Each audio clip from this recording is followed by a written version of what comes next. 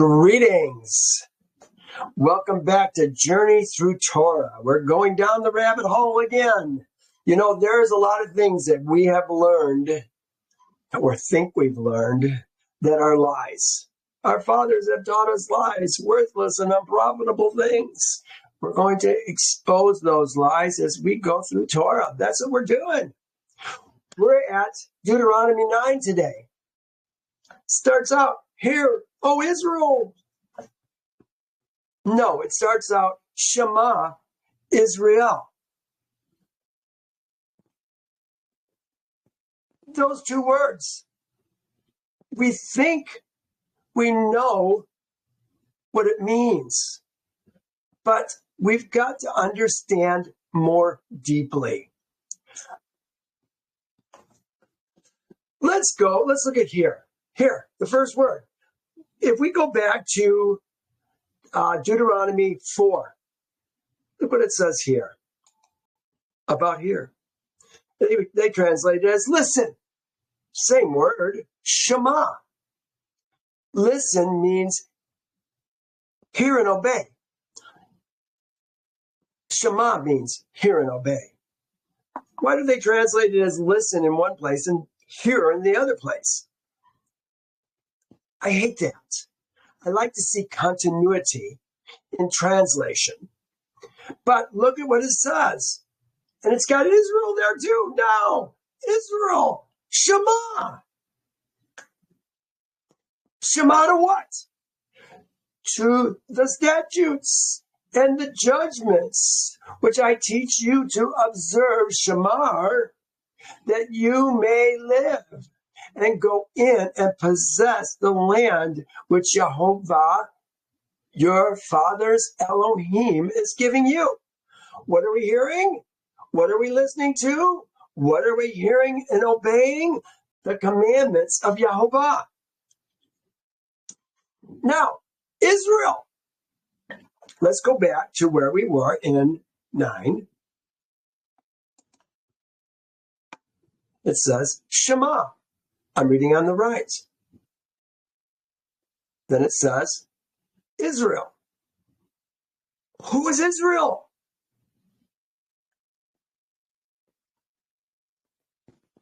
We have been programmed that think that Israel are those people born in the land of what is called the state of Israel right now.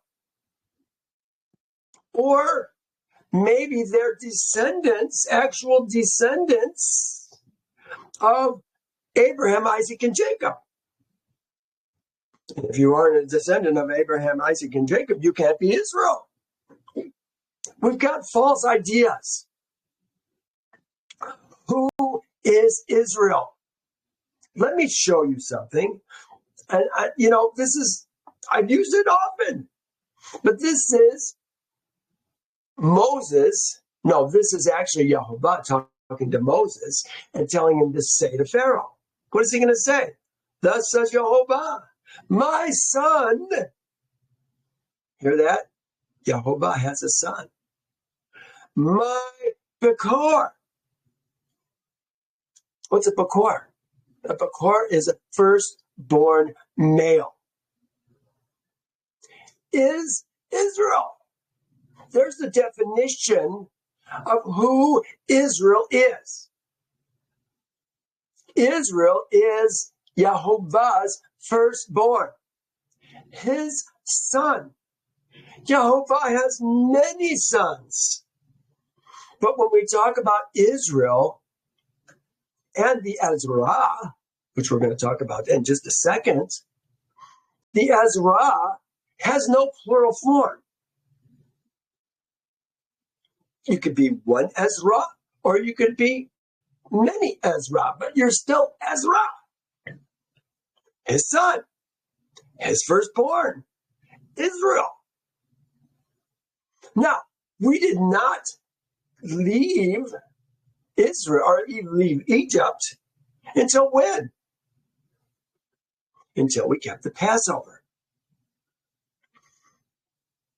The Passover is the covenant. It's where we are. Well, here, let's go to Exodus 12. We'll take but a second. Here we are, Exodus 12. Verse 48. Look what it says down here. It says, all the congregation of Israel shall keep it. Who's the congregation of Israel? Those are the Ezra men. Watch how it works. It says, and when a stranger, remember, we've talked about a stranger. He's the one who has left the kingdom of his birth, his old Elohim, and has joined himself to Israel to follow only Yehovah, to keep his statutes and his judgments and his ordinances.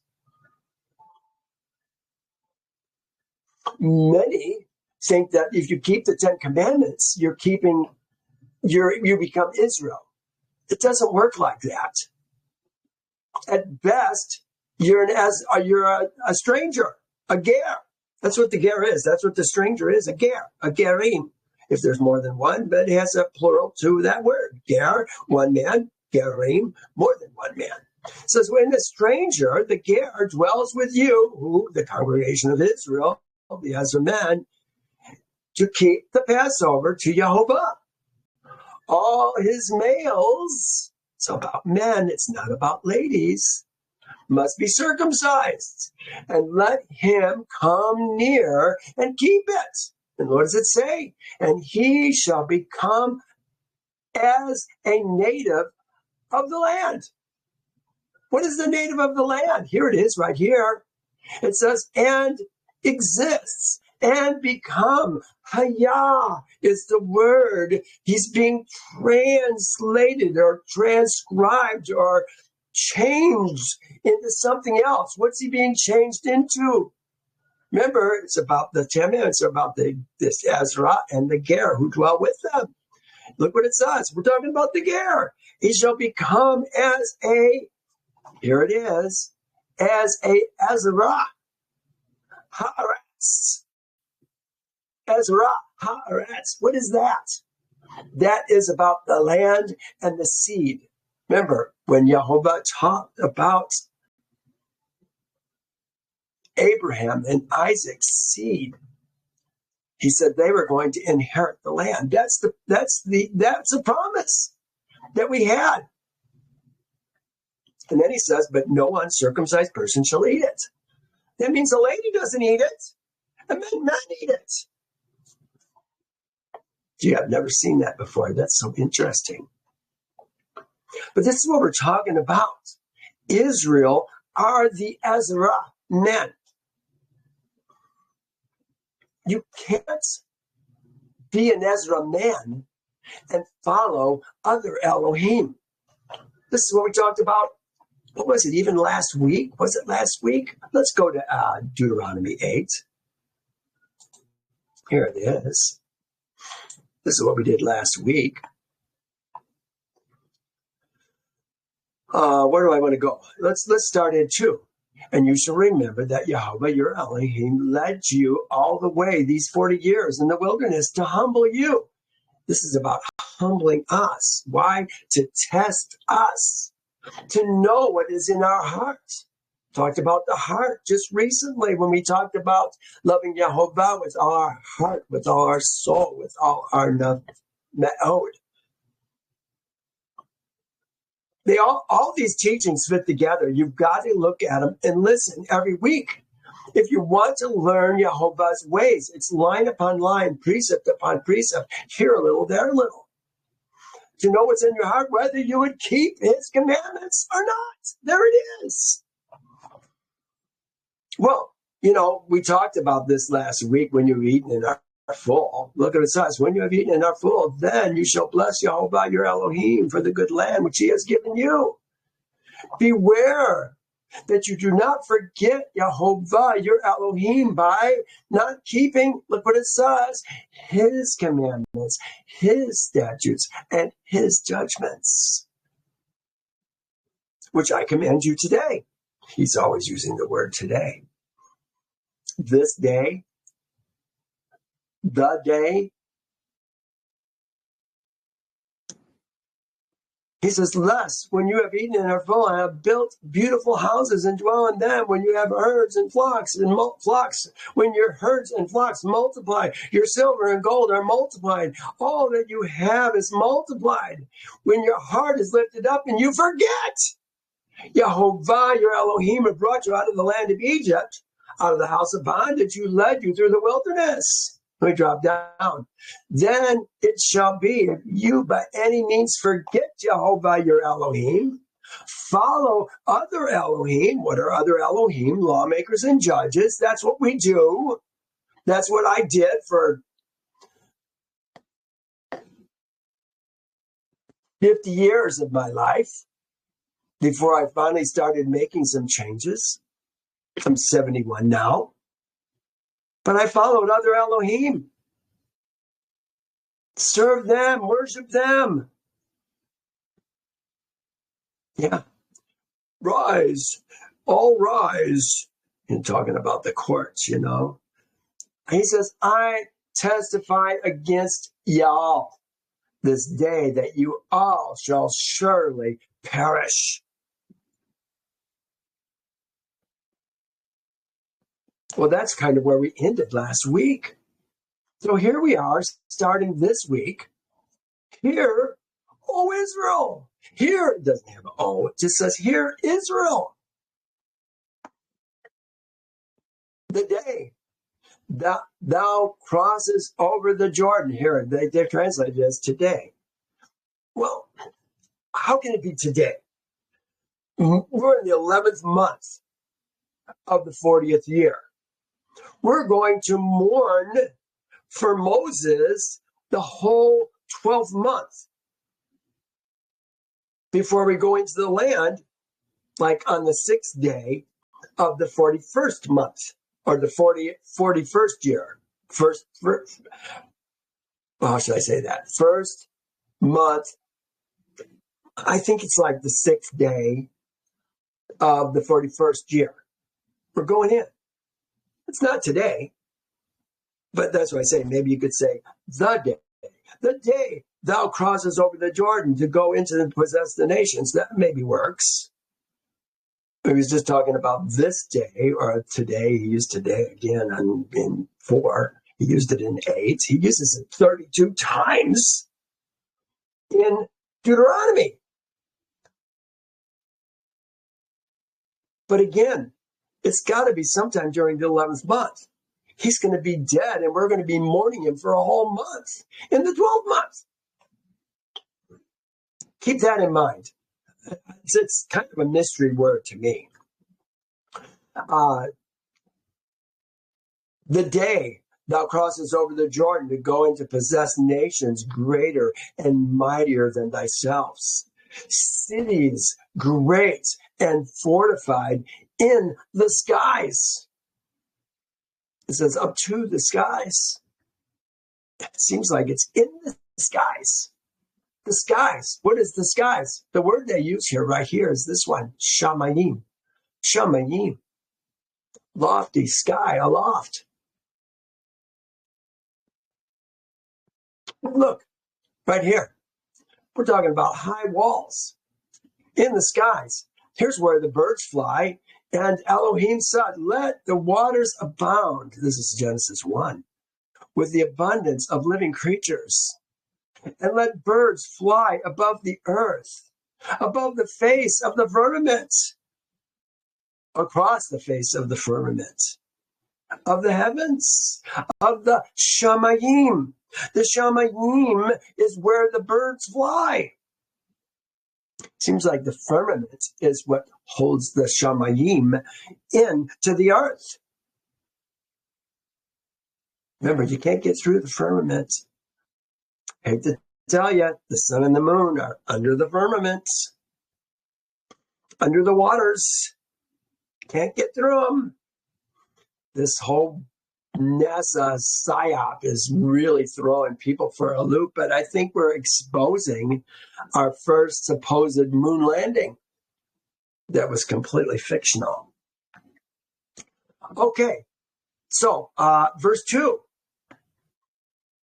Now it says, a people great and tall.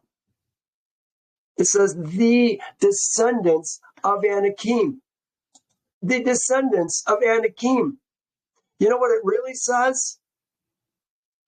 It says, B'nai Anakim. A people great and tall. Anakim's seed.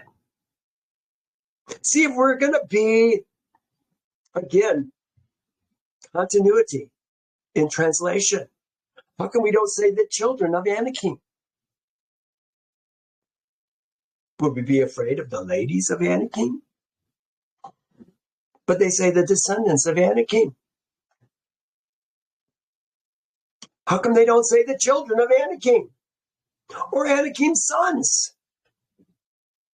They say the descendants of Anakim, whom you know and whom you heard. It said, who can stand before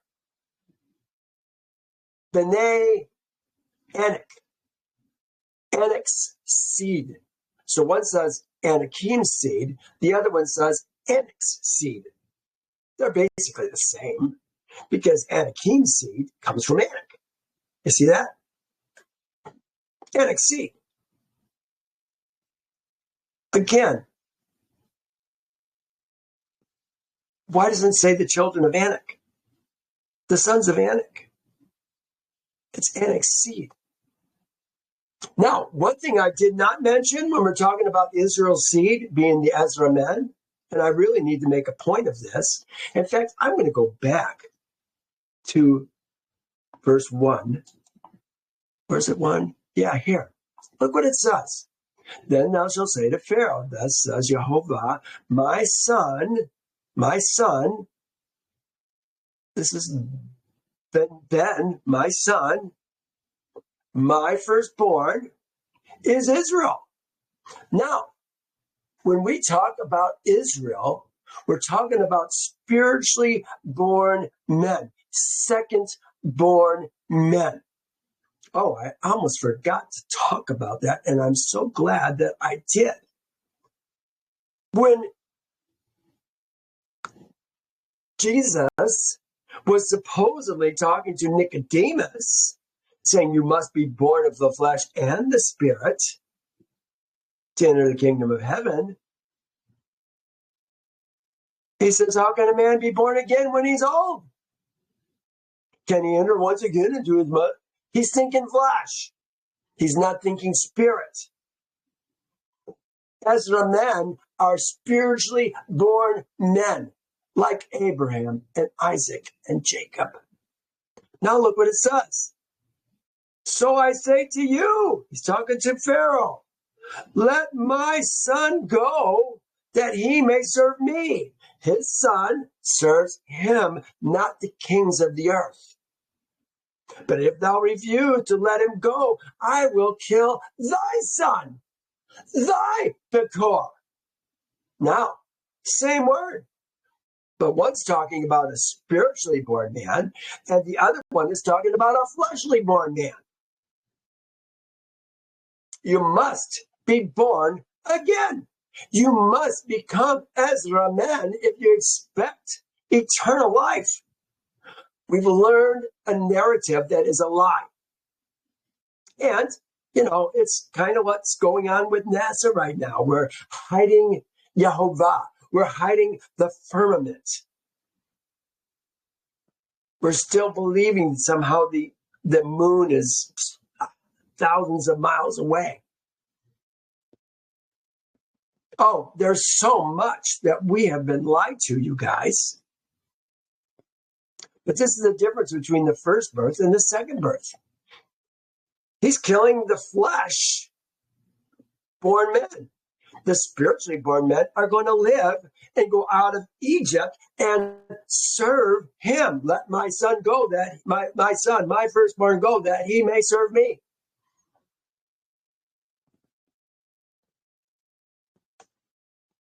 You see what's there going on there? Let's go to number 3.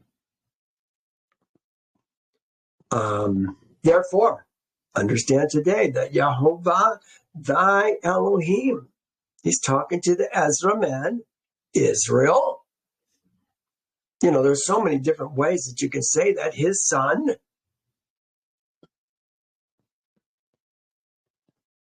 Therefore, understand today that Yehovah, thy Elohim. They don't have any other Elohim. What's the first commandment? I am Yehovah, thy Elohim, who brought thee out of the land of Egypt. You shall have no other Elohim existing before my face, before me.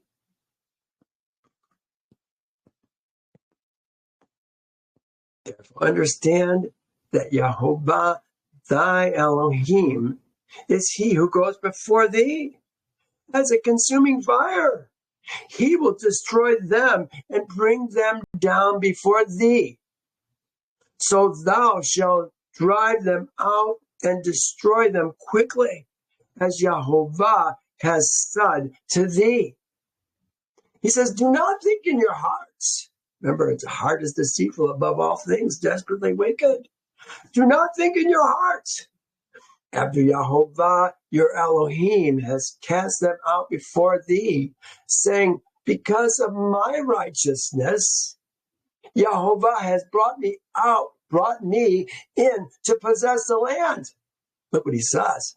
But it is because of the wickedness of the nations that Yehovah is driving them out from before thee. What do we have that the nations don't have? We have a covenant with Yehovah that we renew every year at Passover. Last Friday was yesterday. The Friday before that was what they call Good Friday. That was Passover. I kept Passover on that day. I do it every year. I've never had to go to a second Passover. I've always been able to do the first Passover. But we get 2 tries to do it. That's where we make our covenant with Yehovah in the slaughter of that little lamb or goat. We're no different than the rest of the people of the lands, except that we have decided in our heart, we're going to talk about this next week, to write Yehovah's statutes and judgments and ordinances on our heart. On our heart. We persevere to follow Yehovah in all that we do. Do we do it perfectly? No. That's why he's saying what he said. Because your righteousness and your uprightness of your heart that you go in to possess the land, but because of the wickedness of the nations. I guess he's going to say it a little bit further on. Let me keep reading. Because of the nations that Yehovah, thy Elohim, drives them out from before thee. So, why are you getting the land? It is not because of your righteousness or the uprightness of your heart that you go in to possess the land. That's not why. But because of the wickedness, so it's because of their wickedness, they aren't interested in even trying to keep the commandments of Yehovah.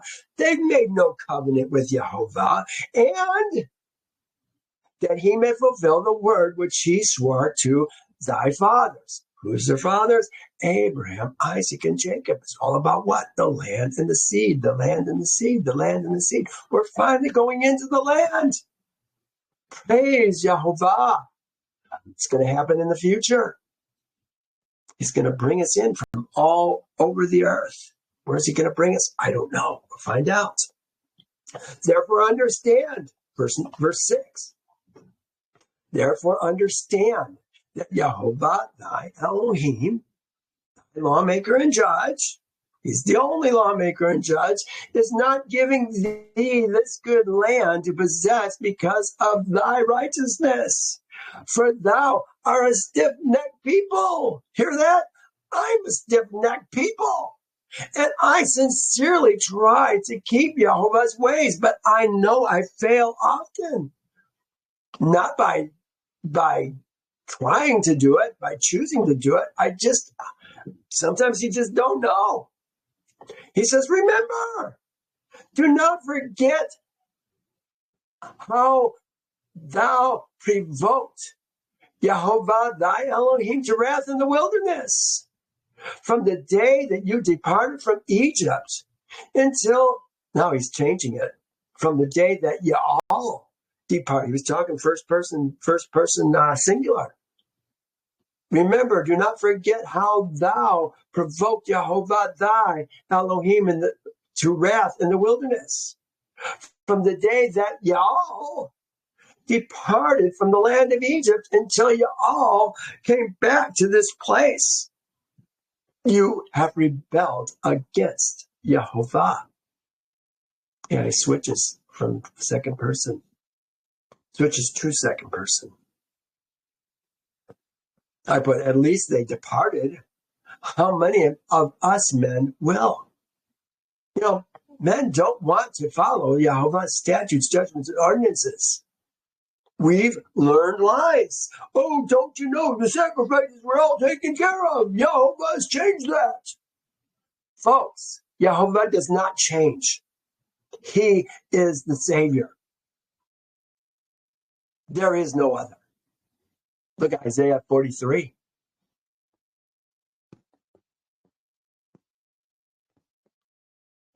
You have been rebellious against Yehovah. Also at Horeb, you provoked Yehovah to wrath, so that Yehovah was angry enough with you to have destroyed you. What's he talking about? He's talking about the golden calf. I realized this today, actually yesterday, when I was studying this again, that it never says golden calf. It always says molded calf. It's something created by man. This golden calf didn't just come out of the fire like Aaron tried to say. It just came out. No, it was molded. It was created by men, just like this business about Jesus. Yeshua. We have learned lies, you guys.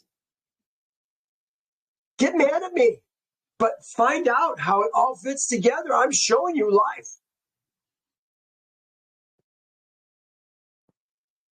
Here's 32. Exodus 32.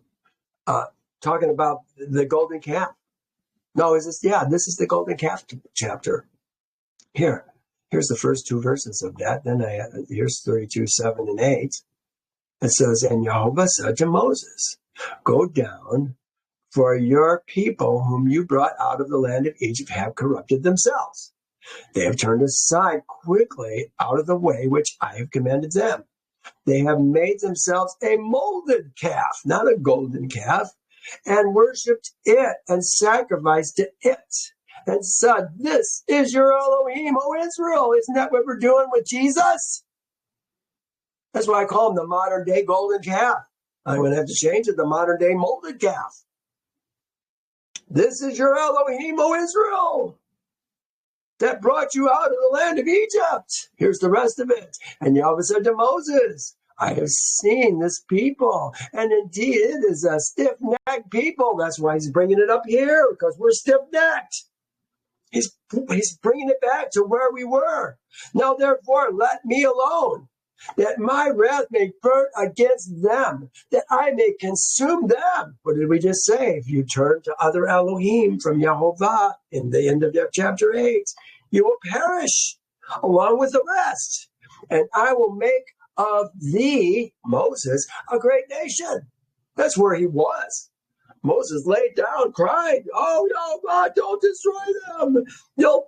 Well, we're going to talk about it right here. When I went up to the mountain to receive the tablets of stone, the tablets of the covenant. Okay, it says the tablets of the covenant. The covenant is what we do at Passover. These are the tablets of the covenant, the commandments. Remember, we keep the commandments and the statutes and the judgments. This is the primary focus, is the tablets of the covenant. Especially, number one, you shall have no other Elohim but me. Number two, you shall not worship anything created. Like Jesus. Who gave us the New Testament, you guys? Learn. Find out. It was a creation by the Constantine crowd. I would say the original deep staters, to give us something that would turn us away from Yehovah. Look what the Constantine Creed says. Oh my gosh. I'm sorry. I got tired today. Let's take the time. Let's go to, this is my topic notes. I want to go to Constantine. Oh, I guess I got to click it for C-O-N.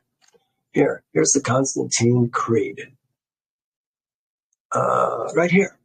Look, it says, I renounce all customs, rites, legalisms, unleavened breads, and sacrifices of lambs of the Hebrews, and all the feasts of the Hebrews.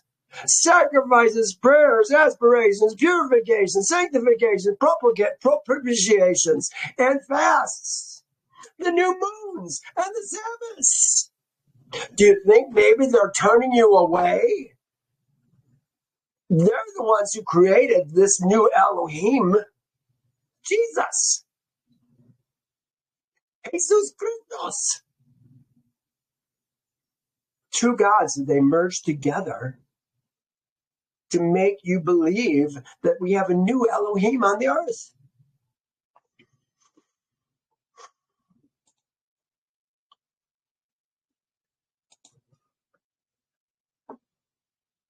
Where were we?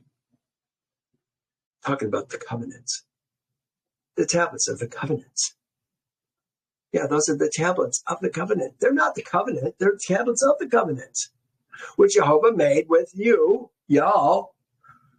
Then I stayed on the mountain 40 days and 40 nights, neither ate or drank. It's kind of like he's going back now. We corrupted ourselves, but now he's gone back a little bit. Now he's going to come back down with the tablets. Here, 9. What does 9 say?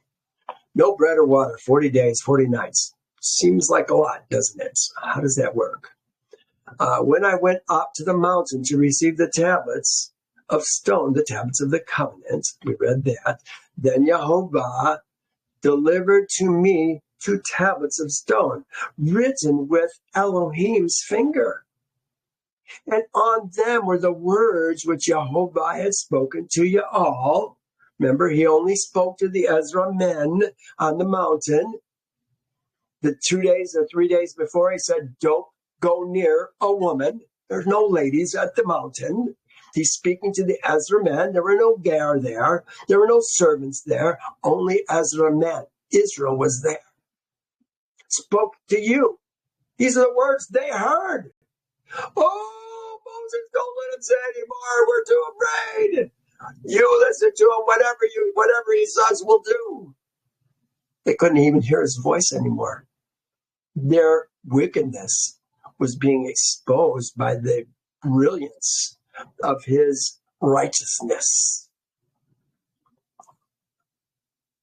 And Yahweh has spoken to y'all on the mountain from the midst of the fire in the day of the assembly. Elohim's finger. And it came to pass, remember Elohim, the lawmaker and the judge. That's what we're talking about when we're talking about Elohim. He's the lawmaker and judge. We have many Elohim, but we're not supposed to serve them.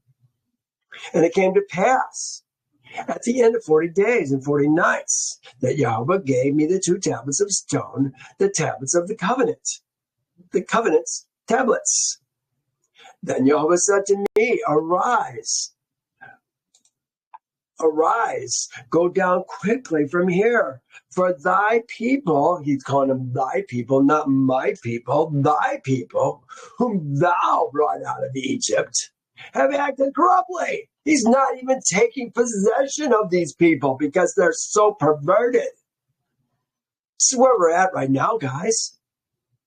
whom I brought out of Egypt. No, we're way ahead. They're way ahead of us because we have never left Egypt. Whom thou brought out of Egypt have acted corruptly. They quickly turned aside from the way which I commanded them. They have made themselves a molded image. What molded image do we have that has replaced Yehovah? We call him the same thing right here, the Lord. But every time where it says capital L, capital O, capital R, capital D, it doesn't say the Lord. It says Yehovah. See, we've learned lies. We don't think clearly. We think according to the doctrines and traditions of men that we have been taught. Our fathers have taught us lies, worthless and unprofitable things. Look at it, but Yehovah did not even call us his people because we wanted to serve other Elohim, the golden calf, the molded calf, the calf that is created to be something that it's not. Most say they are Yehovah's people. Yeah, how many people? Are you God's people? Oh, yes, I'm God's people. No, you're not. You don't even know what that means. Most say that they are Yehovah's people. Most say that they are Yehovah. Most who say that they are Yehovah's people are not, and have done exactly the same thing that with the golden calf of the modern age, Yeshua. But Yehovah is not talking to any men who are all. He's not just talking to any men who are still numbered among the nations here. He's talking to those who came out and then wanted to go back. No, he's talking to Ezra men who are now wanting to leave his kingdom. We're rebellious, which is what he was talking about in the last chapter. You were his, and now you want to go back to the Elohim? 13. Let me do this. Furthermore, Yehovah spoke to me, saying, I have seen this people, and indeed they are a stiff-necked people. This is what Yehovah is saying to Moses. Let me alone, that I may destroy them and blot out their name from under the heavens. And I will make from thee a nation mightier and greater than thee. This is what we just read in Exodus. So I turned to my note here. Yehovah wanted to blot out the names. It said, blot out your names. Blot out the names Yehovah wanted to blot out their name by destroying the men and their seed. Their men and their sons is how you destroy their seed. He's willing to start anew with Moses' seed. Yeah, that's pretty bad. So I turned and came back from the mountain. And Yehovah, look at this. So I turned and came back from the mountain. And the mountain burned with fire. And the 2 tablets of the covenant were in my hand. When Moses came back from the 40 days and 40 nights with Joshua, with the 2 tablets in his hand, was the mountain burning with fire? The answer is no, it was not burning with fire. It's a lie. If you look it up, it's just not there. The mountain was not burning with fire. But yet, that's what it says. And I looked, and behold, you all had sinned against Yehovah, your Elohim, and made for yourselves a molded calf. You all had turned aside from the way which Yehovah had commanded y'all. He says, then I took the two tablets and threw them out of my hands and broke them before your eyes. These are tablets written.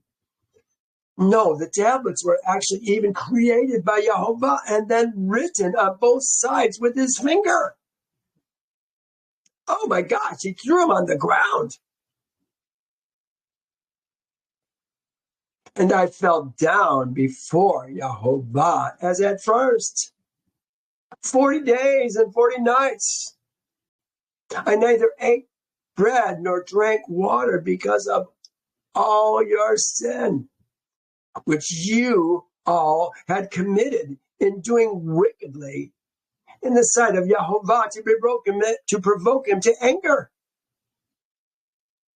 For I was afraid of the anger and hot displeasure which Yehovah was angry with you. Yeah, he was talking about destroying them, to destroy you. Y'all.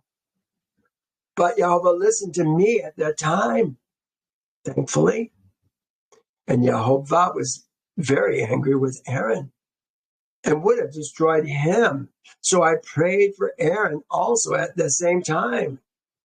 Then I took your sin.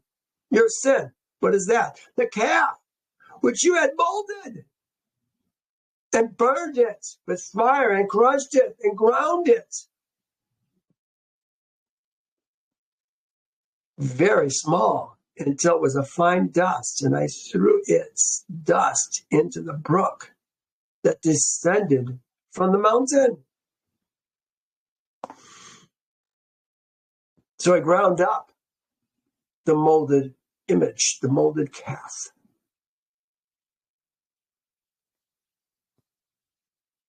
Now this says also. The word actually doesn't say also, it says and at Tavera and Massa and Kibrot Hata'avah, you provoked Yehovah to wrath. This is what we did. Here's Massa. This is at the rock of Horeb. Massa. Here's what Massa means. Massa, trial, temptation. Meribah. It's called Massa and Meribah at the same time. Meribah means quarrel and strife. Here it says down here. Where is it? Yeah. So he called the name of the place Massa and Meribah because of the contention of Israel's seed, because they tempted Yehovah, and saying, "Is Yehovah among us?" Yeah. What did they want? They wanted the leeks that were in Egypt, or maybe that's later on in this chapter. Let's go back to here. Tavera. It's a V. Tavera. One of the many places Israel complained. Here we are. We came out of Egypt. We saw all that Yehovah had done. And then we were complaining at Horeb. Then, Numbers 11, we have been in the wilderness for a whole year. We've had manna every day, 6 days a week. Now we're leaving. We broke camp in Numbers 10. We're leaving in Numbers 11, and we're on our way to the promised land. Oh my gosh. You'd think we'd be happy, but we're complaining again. We're tired of this manna. That's where they were talking about the leeks and the onions and the garlic and all the meat. And they were complaining they wanted meat. So in Kibbutz Hata'avah, Yehovah gave meat, enough meat for a month. Quail. Remember, it was miles around their camp, couple feet high. They had so much meat. It was coming out of their noses. Still, they complained. Then we finally came to Kadesh Barnea. Actually, he's going to talk about that. Likewise, when Yehovah sent you from Kadesh Barnea, saying, "Go up and possess the land which I have given you," then you rebelled against the commandment of Yehovah, your Elohim.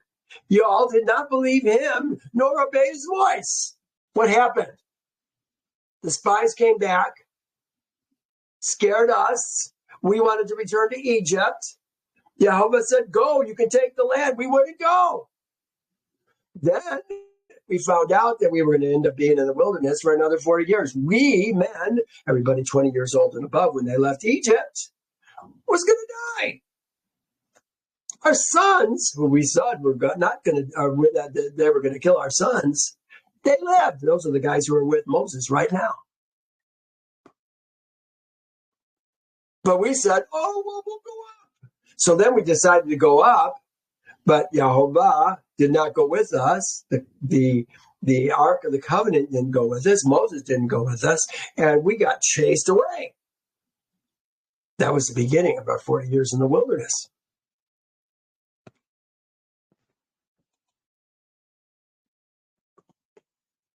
So here we are in 24. Just a couple more verses, folks. Thus I prostrate, 24 I said. You have been rebellious against Yehovah from the day I knew y'all. From the day I knew you. When was that? Well, Moses was in Egypt as a boy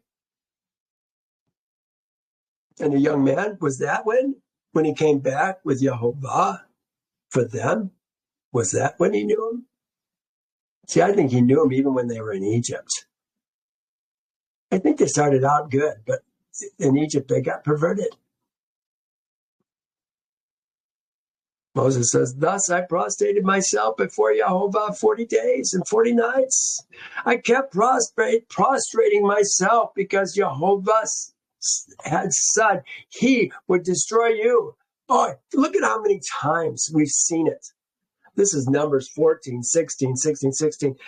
There was different things that the men were doing. They were going to go back. In fact, I think this is when we were talking about they gathered together against Moses and Aaron and said, you take too much upon yourselves, for the whole congregation is holy, every one of them, and Yehovah is among them. Why then do you exalt yourself from the assembly? Then Yehovah heard it, fell. Then when Moses heard it, he fell on his face. Okay, that's not the one I was looking for. Then they fell on their face. Here's another one. Get away from among the congregation, I may consume them at the moment. And they fell on their, they're constantly falling on their face for these rebellious people. At one point, they wanted to select leaders. Look at, so they said to one another, let us select a leader and return to Egypt. If you leave Yehovah, your Elohim, and follow other Elohim, you shall surely perish. This is what they're doing. Moses knows that. That's why they're falling on their face. Therefore I prayed to Yehovah and said, Adonai, Yehovah, my master, Yehovah, do not destroy thy people and thy inheritance, whom thou hast redeemed through thy greatness, whom thou hast brought out of Egypt with a mighty hand. Remember thy servants, Abraham, Isaac, and Jacob. He says, look not unto the people's stubbornness. That's what he's talking about. The people's stubbornness. Read it on the left while I read it on the right, the red. Look not unto the people's, the people's stubbornness, and not on his wickedness, nor his sin. His kata, sin. That's the land which thou brought us should say, because Yehovah was not able to bring them to the land which he promised them, and because he hated them. Don't let him say that. It's not true. He has brought them out to kill them in the wilderness. No, don't say that. Yet they are thy people. This is Moses talking to Yehovah for their sakes, to preserve their life. Yet they are thy people. thy inheritance, whom thou brought out by thy mighty power and by thy outstretched. What's the word here we're doing? Oh, but by thou outstretched. What's going on here? 9. By thou outstretched. Why am I not getting that last little bit? Let me do this. Not prepared. By thy outstretched arm, brought with a mighty power, and by thy outstretched arm. Well, he broke the covenant. No, he broke the tablets of the covenant, which Yehovah did with his own hand. Next week, we're going to talk about the second set. We're going to talk about the renewed covenant. Oh, there's so many things that we can talk about with that. But you're going to have to wait till next week. You guys, please like this. Please share this. I know there's things that I have taught you, said to you, even today, that may grind against your spirit. You know, when I kept Passover for the first time, I did it kicking and screaming. Because for 50 years of my life, Jesus was the Passover lamb who takes away the sins of the world. Doctrine and tradition of men that I had learned. And it wasn't until I did it, as Yehovah told me to do, that I began to see the truth. I learned about the Ben Nikkar and the Toshab and the Ger and the Ezra. And all the things that Yehovah's word is saying started to come to light. But you can't see it if you're stuck in the doctrines and traditions of men. I'm trying to help you. You know, sometimes maybe I sound angry. I'm not angry. I'm passionate. I want you to see the truth. I want to set you free from the doctrines and traditions of men that you have all learned, that we have all learned. All right. Well, we're going to stop here. You guys, thank you so much for joining me this week. And we'll pick it up again next time. Have a great day. Bye now.